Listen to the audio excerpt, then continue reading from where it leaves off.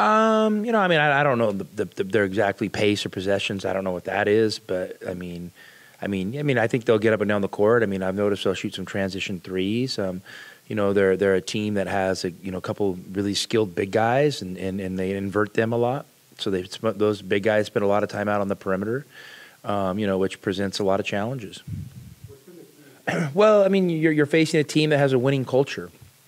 And, when you've been to 5 of the last 8 NCAA tournaments and last year lost in their conference championship, you're coming from a one-bid league. So that means, basically every year they've outperformed everybody in their league, which, is with a fair amount of consistency. So that's really impressive. So I think that's the first thing is you're dealing with a team that's going to come in with a plan.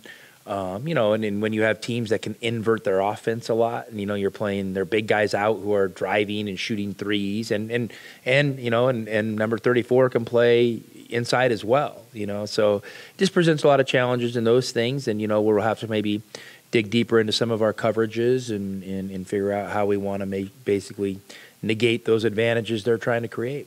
So Christian Colombo is improving on blocking stuff.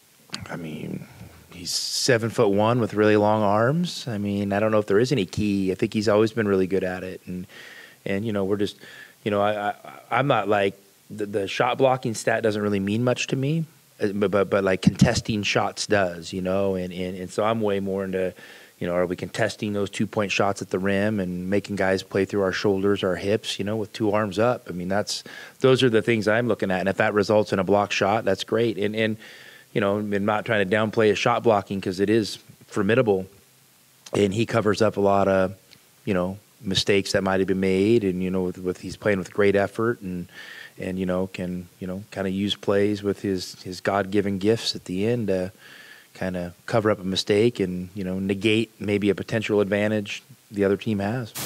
Do you have less free time now than you did as an assistant coach? That's a great question. Honestly, I learned from a great coach, and and he's great in a lot of ways. And one of the ways he was great is how he managed his own time. And you're busy, but you know what? You're never too busy. And I've got a passion. I don't have a job, so like the work doesn't bother me at all. That comes with it. But I still have I still leave blocks of time every morning for me to kind of hang out, do my stuff from home, whether it's workout or hang out with my wife or, or watch film and get ready for practice. I mean, all those things in the morning. So, I don't like to be down to the office too early because I think it creates really long days. And we have this semester, we're kind of in a later practice slot. So, if you're not practicing until 3:30 and you're at the office at 8 in the morning, then you're not off the court till 6. I mean, those are long days. And then you have a few things you want to do that night, So I would say it's pretty consistent, but I mean the one thing I would say, and I did some of this at Gonzaga, but like, when you're an assistant coach, you have a specific scout. Let's say every 3 games, right? You're scouting, and so you really roll your sleeves up and you dig into that team, and then maybe you have a couple games where you're taking a little bit of a breath, or you're focusing on your own team a little bit, or recruiting, Now I just noticed as a head coach, I still like to be involved in the scouting a little bit. So I'm watching every team, where before I would have not if North Dakota State wasn't my scout, I would have trusted one of my counterparts, the other assistant, one of my colleagues to do it. And then I would have been focusing on something else. And so that's probably the biggest thing I've noticed once we get into the rhythm of the games is, I'm more involved in every one of them, the scouting and the decision making on what we're going to do.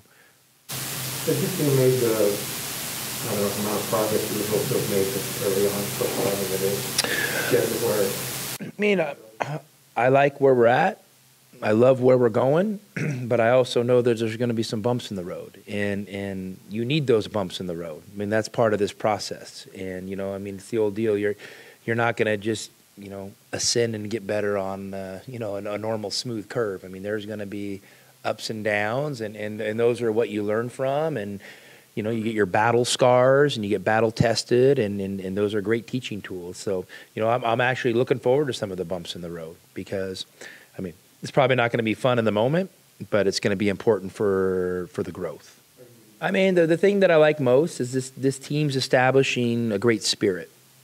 You know, with the effort they're playing, the way they're playing for each other. I mean, to me, that's the most, you know, impressive thing, because that you know, bleeds into all the stats. That's what's driving all that stuff, is just the spirit these guys are playing with and growing, and you know, it's a palpable feeling from within. You know, we're not, obviously you guys can tell. I mean, I'm not huge on, you know, promoting things outside the program, but inside the program, there's a great feeling, and to me, that's the cool thing. But I'm also looking forward for that feeling to be challenged, because those challenges are coming.